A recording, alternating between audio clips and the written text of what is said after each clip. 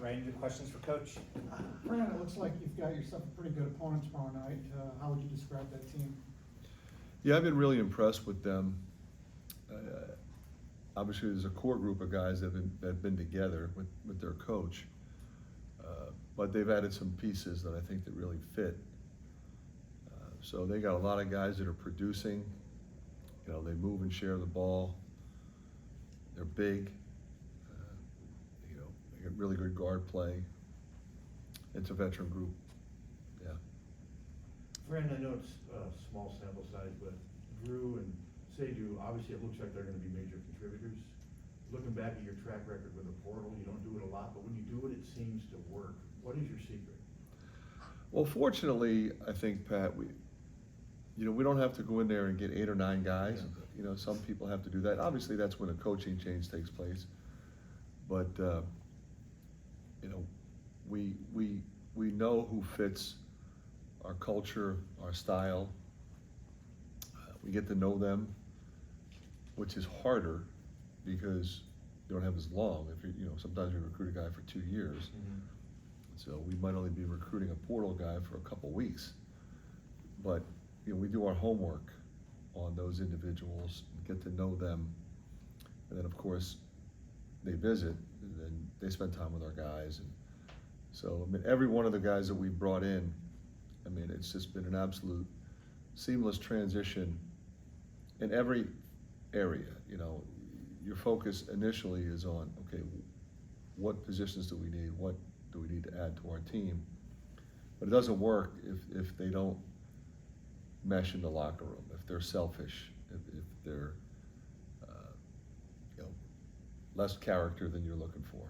And I mean, every guy that we brought in has just been stellar in terms of their personality, their work ethic, their basketball IQ, and their willingness to try to help us win and be a part of something bigger than themselves. Do you find that the guys who come from places like Morehead State are more appreciative of what you have to offer at a place like this? I think, you know, when you have really successful mid-major guys, you know, they always, I think, wonder, like, you know, or maybe they feel like they should have gotten recruited higher. They've proven it on a consistent basis at the collegiate level, and they want that opportunity. And they accept the challenge, and I think that's impressive. With a guy like Seydou, I know he played in prep school, and obviously the Murrays did too. How much do you think that year of extra, I guess, preparation before getting to college ball helps? Well, you know, I think on to the number one, just being a year older, you know, the prep school route is a really good route to go because, you know, you're playing, they're typically playing more than 40 games, sometimes more than 50. So it's a whole different experience than a regular high school setting. And you're also traveling around the country. You're not just get on a bus and you go 45 minutes and play somebody and go home. So it's a great learning opportunity for somebody as they step into the college ranks where we're playing on 2 different coasts and playing a lot more games.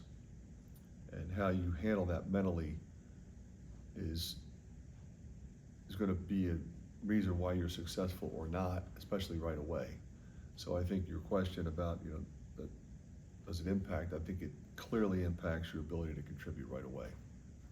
How did this game in Moline come about?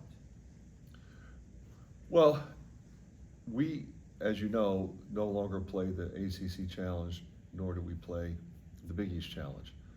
So we wanted to challenge our team with really good opponents, and we wanted to be able to play in different locations for our fan base. You know, so there's more and more opportunities to you know, play these sort of neutral site games. I've been talking to Scott Moline for a long time about going over there to play, and we were real close on, I think, an exhibition game before, but this is the perfect opportunity with the way the schedule works now.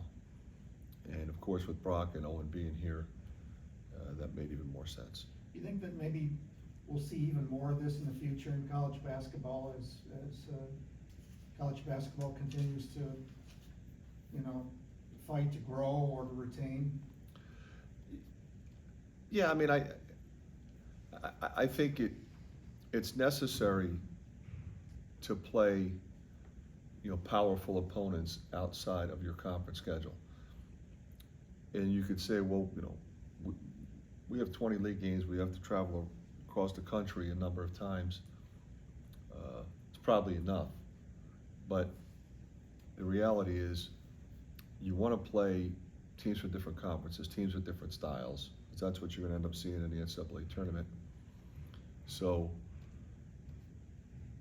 it's also an opportunity, I think, to go where your fans are. Now again,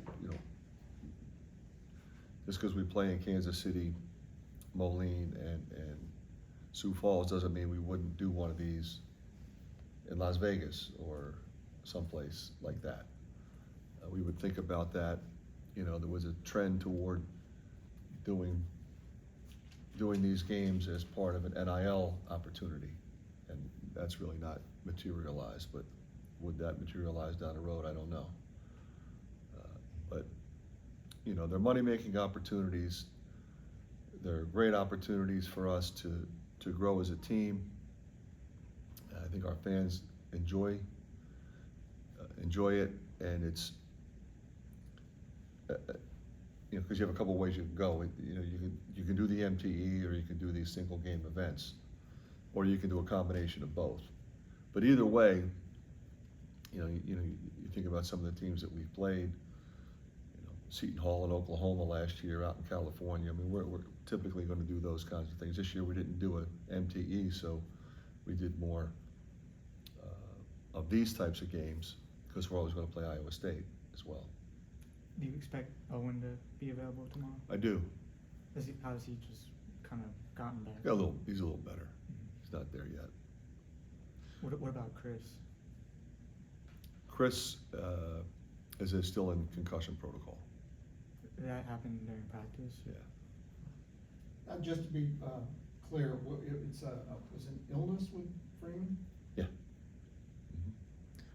With him getting a little bit bigger and then throwing the illness in there, do you think his conditioning has changed at all? Yeah, and your concern is certainly in the short run from here because he was really sick. But I think over time we'll get that corrected. Well, for those of us like myself who never got to see Moline High play with Harding and Freeman, what was that team like? They were really special to watch. I mean, they were a connected group. Coach Taylor is a terrific coach, and they played the game the right way. They played both ends. They never rattled, and they won a state championship, which is hard to do in that state.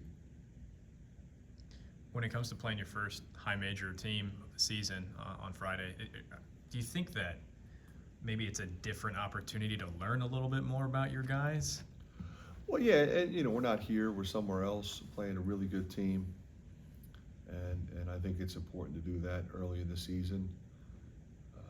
Like I said, we've got a number of opportunities to do that, and not to diminish the other teams that we play here, because I've coached against those teams before, and I know how good they are.